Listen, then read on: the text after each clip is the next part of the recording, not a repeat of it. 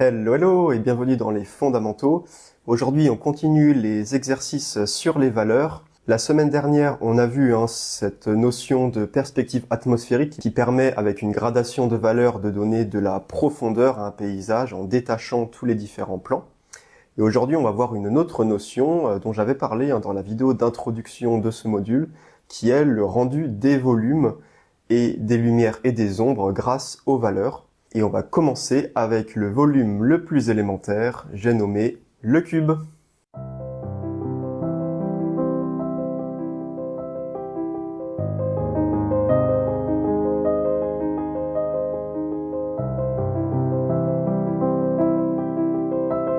Donc voilà un cube éclairé avec une lumière directionnelle qui vient d'en haut et légèrement de l'arrière. Vous voyez donc on voit en trois faces. Une face qui est avec une valeur très claire, parce qu'elle est directement éclairée. Une face qui reçoit aussi beaucoup de lumière, puisque la lampe est légèrement à gauche et à l'arrière. Et ensuite on a une face dans l'ombre, qui est beaucoup plus foncée, et l'ombre du cube.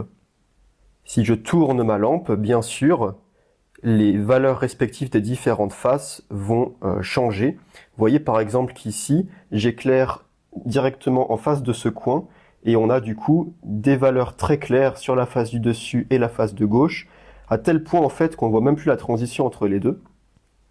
Si j'éclaire directement du haut, eh bien cette fois on a une valeur très claire en haut, et on a deux valeurs assez foncées sur la face de gauche et la face ici, et qui sont assez équivalentes. Vous voyez aussi que l'ombre est beaucoup plus petite si j'éclaire depuis le haut. Je peux aussi éclairer en contre-jour en plaçant mon éclairage à l'arrière, légèrement en hauteur quand même. Et donc là, vous voyez que tout est très sombre et qu'on a deux faces en haut et à gauche qui sont avec une valeur moyenne sombre, puisque j'ai ma lumière qui est légèrement en hauteur. Et la face ici est complètement dans l'ombre. Alors pas tout à fait, tout simplement parce que le papier est transparent, donc ça laisse un peu passer la lumière. Si je passe complètement ma lampe derrière, voilà, là on a un contre-jour, on a tout qui est dans l'ombre avec une valeur uniforme. Là, en l'éclairant directement en biais, tout est blanc en fait.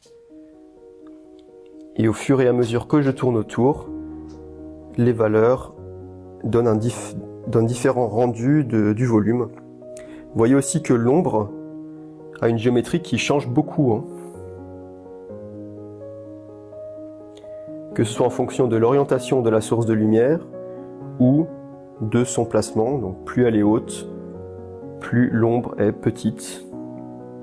Nous allons donc réaliser 4 cubes. Alors pour le dessin, pas de panique. On va faire un cube avec une perspective simple. Faites un carré. À peu près. 2 lignes parallèles en diagonale. Et une troisième ici, et vous le fermez, voilà. Les lignes en diagonale vers l'arrière ne doivent pas être trop grandes, sinon vous aurez plutôt un pavé. Vous pouvez bien évidemment utiliser une règle si vous n'êtes pas à l'aise pour faire des traits droits, même si en faisant des traits à main levée, vos cubes ont plus de caractère. Je vais quand même utiliser une règle pour faire l'arrière-plan, c'est-à-dire juste une transition entre, disons, une table et un mur. Histoire que le cube repose sur quelque chose. Et ensuite, on va décider d'où vient la lumière. Donc dans ce premier exemple, je vous propose que la lumière vienne d'en haut et légèrement devant à gauche. C'est-à-dire que les faces illuminées seront celles du haut et aussi dans une moindre mesure celles de gauche. L'ombre va donc être plutôt par là et elle va avoir une forme comme ça. Du coup, vu que la lumière vient du haut, la face en haut, on la fera blanche. Donc on va la laisser blanche en fait. La face à gauche ici, on va la faire avec une consistance de café, une valeur claire. La face du devant qui est du coup dans l'ombre, on la fait avec une consistance crème. Et pour les 4 cubes, on fera le sol avec une consistance légèrement plus épaisse que le café et le mur du fond, le haut de l'image, avec une consistance de thé. L'ombre, on verra plus tard, mais ça sera globalement aussi une consistance crème. Pour le deuxième cube, je vous propose que la lumière vienne directement du haut. Et du coup, la face illuminée directement, c'est celle-ci, on va la laisser blanche. Et ensuite, les deux faces, à gauche et devant, elles sont pas illuminées directement. Par rapport à la zone de lumière, elles sont assez équivalentes. Donc, pour quand même les différencier un peu, à gauche, on va faire une consistance de lait un peu plus épaisse que le lait, qui tire un peu vers la crème. Et pour la face de devant, on va prendre une consistance crème. Vu que la lumière vient du haut, l'ombre, elle va être toute petite. Quelque chose comme ça. Ensuite ici, je vous propose que la lumière vienne de l'arrière et en tapant sur le coin ici. Et du coup, ces deux faces ici vont être équivalentes, illuminées avec une lumière rasante. On va leur donner une valeur assez foncée quand même, une consistance de lait. Et la face avant, qui est dans l'ombre, on va lui donner une consistance de crème. Et comme la lumière vient de l'arrière, on va avoir une grande ombre. On verra même pas l'ombre en entier. Enfin, pour le dernier exemple, je vous propose que cette fois la lumière vienne en face. Et donc tout va être assez clair. On aura une consistance de thé ici, une consistance de thé ici. On fera une légère variation pour différencier les faces. Et en haut, on va faire une consistance de café. Et l'ombre va partir vers l'arrière, comme ça et comme ça. Voilà, une fois que le croquis est fait et qu'on a un plan d'attaque, on va passer à la peinture. Alors pour changer un peu, je vais utiliser du sépia. Et je vais commencer par m'attaquer à tout ce qui a une consistance de thé, en esquivant donc les zones qui doivent rester blanches, les faces du haut sur ce cube et ce cube. Et je fais ma consistance de thé. Je vérifie sur un brouillon que ça correspond à ce que je veux. Très bien. Et je vais faire mon lavis. Donc je vais tout peindre, sauf ce qui doit rester blanc.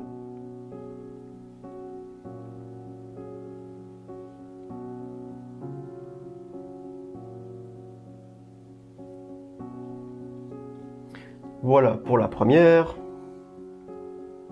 Du coup, l'avantage, c'est que je pourrai faire les 4 cubes en même temps, donc j'ai pas à attendre que ça sèche à chaque fois, pour chaque cube. Alors c'est du sépia, mais qui est aussi mélangé un petit peu avec du gris de peigne qui reste sur ma palette. C'est pour ça que c'est pas, pour l'instant, tant qu'il y a du gris de peigne sur la palette, un gris très chaud, mais ça va le devenir au fur et à mesure. Peu importe, peu importe la couleur que vous utilisez, tant que c'est possible d'obtenir des valeurs foncées avec. Voilà, comme d'habitude avec un pinceau à la vie, on le tient par le bout. On a un geste assez libre, même s'il faut faire un petit peu attention quand on esquive ce qui doit rester blanc. Et sur celle du bas, il n'y a rien qui doit rester blanc, donc je vais passer tout simplement un lavis uniforme. Voilà. Donc le temps que je fasse tout ça, le premier a déjà séché. Oui. Et donc maintenant on va passer à une consistance café. Donc une valeur un peu plus foncée, mais qui reste claire quand même. Ouais, ça me semble pas mal.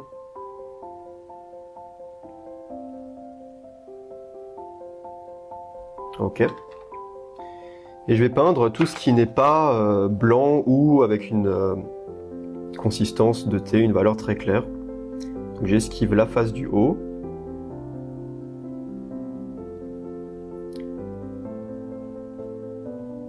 Ainsi que l'arrière-plan.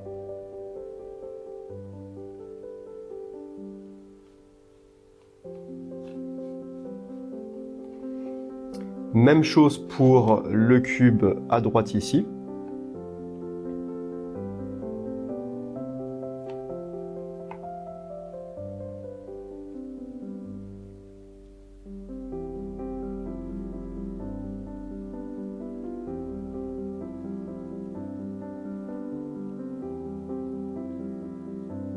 Je fais même quelque chose d'un peu plus foncé, une consistance un peu plus épaisse que le café, puisque le sol, j'avais noté café plus, donc consistance un peu plus épaisse, et pour le coup, il n'y a rien de consistance café sur celui-là.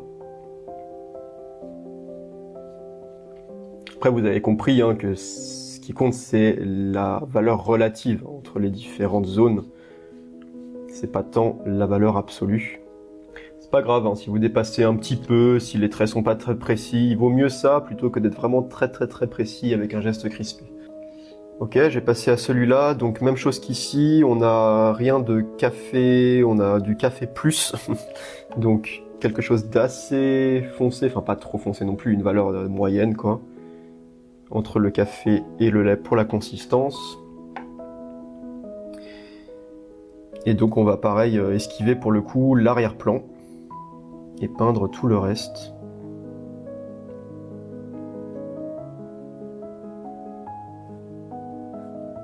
Vous voyez que je suis pas très précis.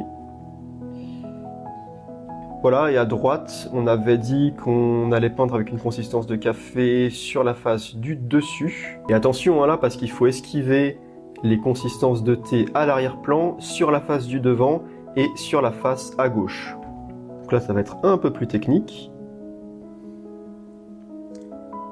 Alors on pourrait prendre un pinceau plus précis pour faire ça pour le coup.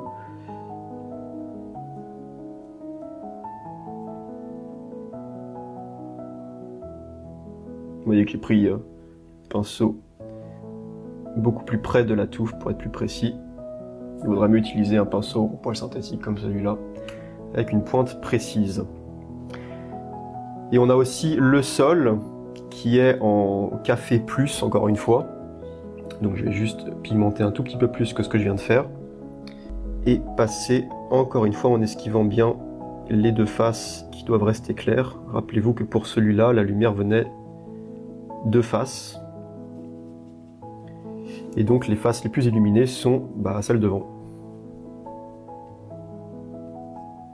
Ça vous montre bien comment on construit une aquarelle par couches successives, du plus clair au plus foncé.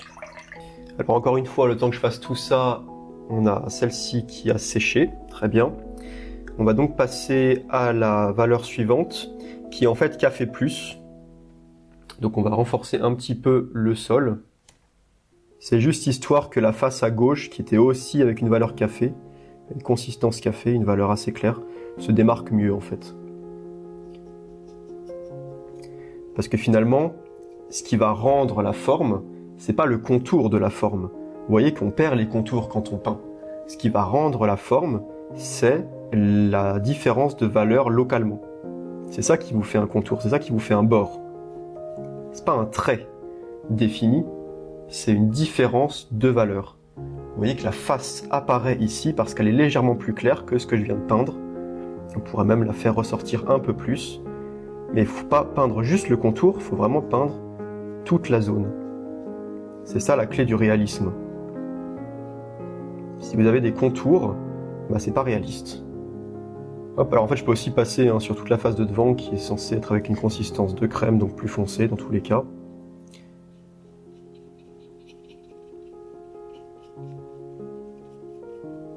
Ensuite, à droite, qu'est-ce qui nous reste à droite? On a fait le café plus et on a du lait plus sur la face à gauche. Donc quelque chose qui commence à être vraiment très visqueux, qui bouge plus trop sur la palette. Il faut esquiver donc la face du dessus. La face de devant, c'est une consistance de crème, donc pour l'instant on peut la peindre. Il faut esquiver l'arrière-plan et la table, qui ont déjà leur valeur définitive.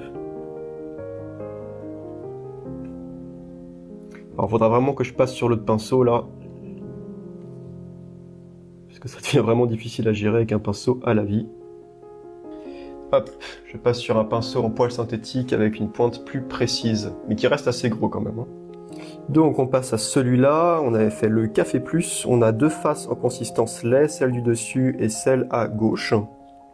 On y va, donc il faut esquiver tout le reste. Ça commence à demander un peu de précision, ça vous rappelle, j'imagine, si vous l'avez fait, l'exercice sur les lavis, où on devait peindre à l'intérieur des formes et esquiver les formes.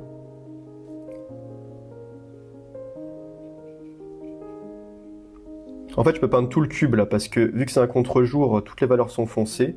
On avait des consistances lait au-dessus et à gauche. mais en fait, en face, on a aussi une consistance foncée de crème. Donc je peux tout repasser. D'ailleurs là, ça nous donne déjà un contre-jour, hein. C'est comme si la lumière venait de derrière, dans cette direction. Il faudrait par contre, dans ce cas, faire une ombre comme ça. Alors ici, on a quasiment tout fait. On va faire l'ombre avec une consistance de crème. Donc on avait juste une petite ombre comme ça.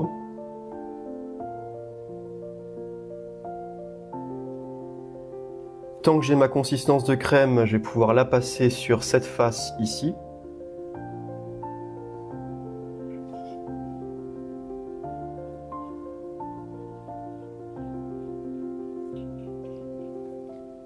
Ainsi que dans l'ombre directement.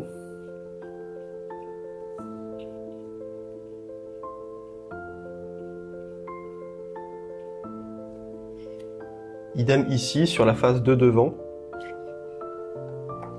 Alors, comme la lumière vient du haut, techniquement la gauche et la droite sont deux faces équivalentes, mais pour qu'on différencie un peu mieux l'arête devant là, on va foncer celle-ci un peu plus, mais pas beaucoup plus. Ok, qu'est-ce qu'il me reste à faire? La consistance de crème ici devant.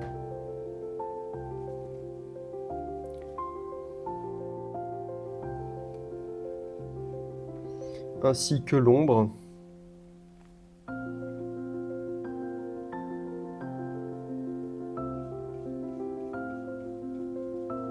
Je vais aussi faire un ajustement ici, je trouve que les deux faces ici sont trop claires et elles se détachent pas bien par rapport à l'arrière-plan.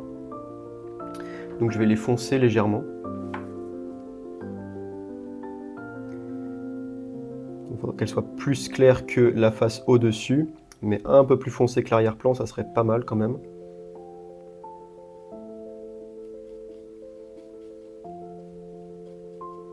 Voilà, ça me semble beaucoup mieux. Et pour finir, on va mettre quelques ombres qu'on appelle des ombres d'occlusion, qui sont vraiment là où la lumière ne passe pas. Et on va mettre ça à la base de l'ombre projetée sur la table. Donc typiquement ici. Et cette fois, on va le faire avec une valeur très foncée, une consistance qui se rapproche du beurre. Et je vais faire un petit dégradé dans l'ombre. On a vraiment ici une valeur très foncée, là où ça touche le cube. Même chose à droite ici. Comme la lumière vient du haut, on a une ombre d'occlusion qui est toute petite. À la base ici.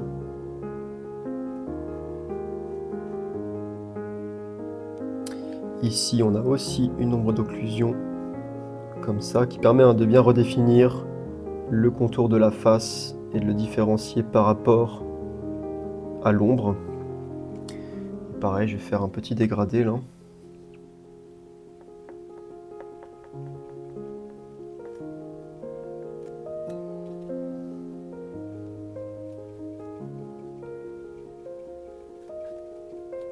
Voilà, on commence à être pas mal. Alors on peut encore faire quelques ajustements. Je trouve que la valeur est encore trop claire ici.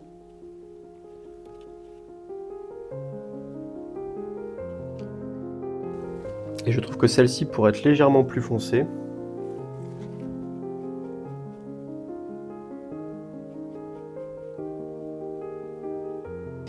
Et je peux encore insister sur la valeur de l'ombre ici en contre-jour, puisque là vraiment tout le cube bloque la lumière. On va dire que le cube ici n'est pas transparent comme mon cube en papier que j'avais montré au début. Donc on peut vraiment insister sur l'ombre. Je suis vraiment avec une consistance de beurre sortie du tube. Je ne peux pas faire plus foncé avec mon sépia.